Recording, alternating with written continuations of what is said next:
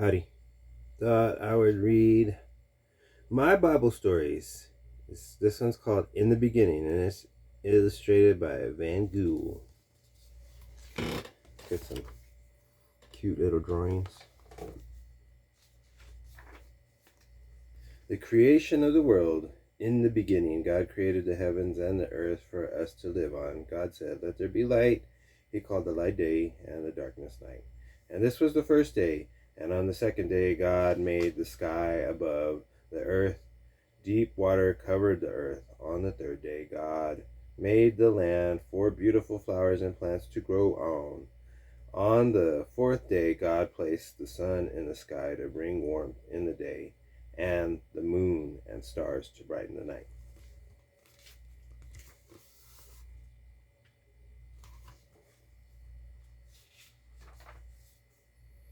On the fifth day, God created fish to swim in the seas and birds to fly in the sky. And so the fish and the birds were the first animals on earth.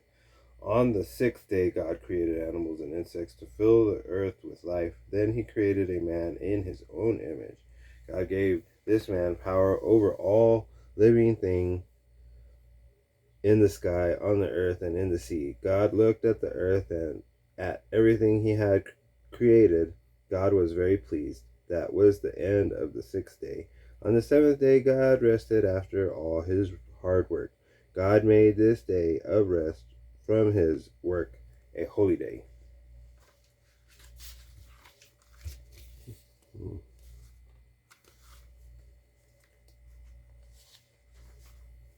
Adam and Eve. God named the man he had created Adam. God then made a beautiful garden for Adam to live in called Eden. "Everything in this garden is yours to enjoy," he told Adam, "except for the tree of knowledge of good and evil. You must never eat its fruit." God didn't want Adam to be lonely in the garden while Adam slept. He took one of Adam's ribs and made a woman, Eve. Eve from now on kept Adam company. They lived happily together in the garden.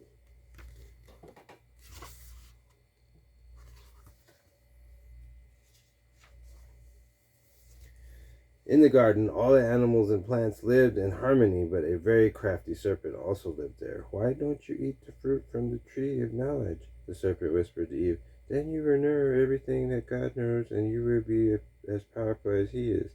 Eve knew it was wrong to eat the fruit. She tried to resist temptation, but she was curious and finally picked one of the fruits. She tasted it and persuaded Adam to taste it too.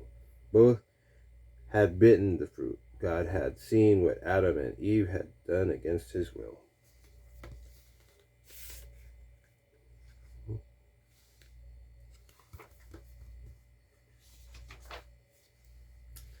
At once their eyes were opened. Everything in the garden had been beautiful. Now Adam and Eve knew that there was evil in the world as well as good. God was very angry that they had disobeyed him. From now on, there would be sadness as well as happiness in their life. "Eve gave me the fruit," explained Adam to God. Eve cried, "The serpent tricked me." God cursed the serpent and made it crawl forever. God threw Adam and Eve out of the Garden of Eden. He placed an angel with a flaming sword at the entrance to the garden to stop Adam and Eve from ever returning.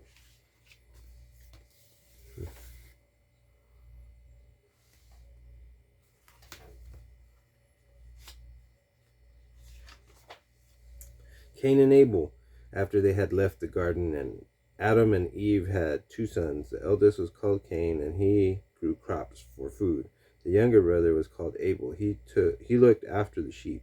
Cain thought that God loved Abel most and became very jealous of him. One day Cain attacked Abel and killed him. When God asked where Abel was, Cain said, I don't know.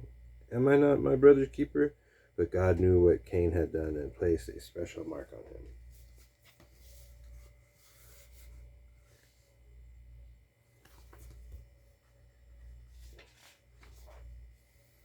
Over the years, the people became idle and wicked. God was very sad that the people were not kind to each other. The only good people in the world were Noah and his family.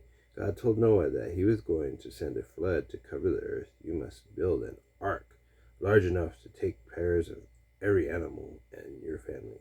When the flood comes, the boat will float on the water. Only your family and the animals on the ark will survive." Noah did as God had asked. Noah and his family worked hard to build the ark.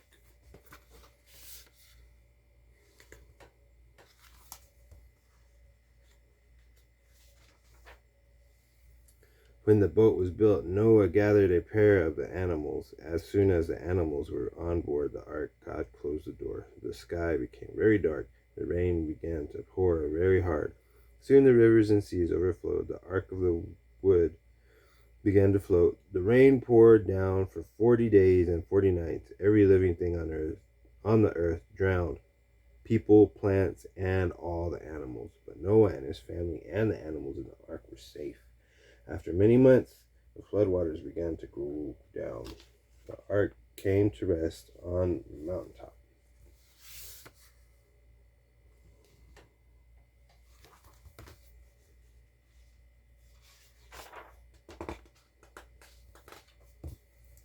The animals spread out over the earth, jumping for joy. Then God said to Noah, "I will never again destroy the earth with the flood.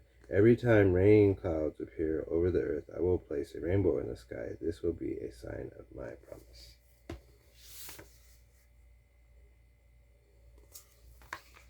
All right, the end. Hope y'all enjoyed that. Have a good day.